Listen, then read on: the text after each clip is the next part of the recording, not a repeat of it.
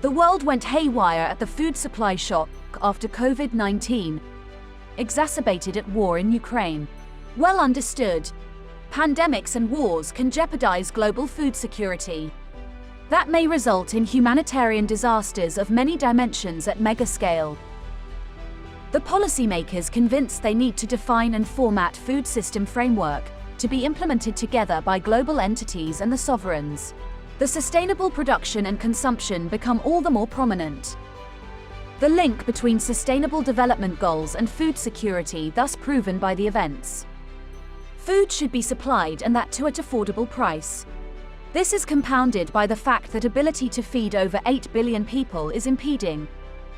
Sustainable production and consumption is the way forward.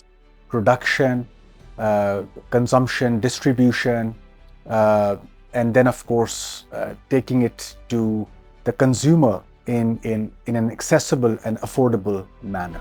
The assurance that flow of food will not be hindered across communities and borders. Governments to provide regulatory frameworks, facilitated with international or bilateral protocols, at least in the region. It starts with good production of commodities suitable as staple food. The supply side groomed to meet needs of ethic consumers. Logistics is one of the primary requirements of supply. The food is in economic reach. We need to build our food infrastructure. We need to build food storage infrastructure, the road infrastructure, the vehicles and transport that would take this food from field to the market, and of course then strengthening the supply chain across food processing. Defining a supporting mechanism for an affordable pricing structure at the consumer end, which is good enough to sustain production with incentive. That need a theatre, performing as a whole.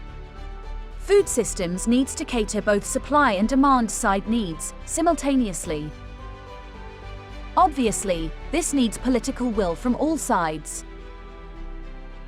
Only a strong and regulated system that discourages rent-seeking by hoarding or other methods can succeed.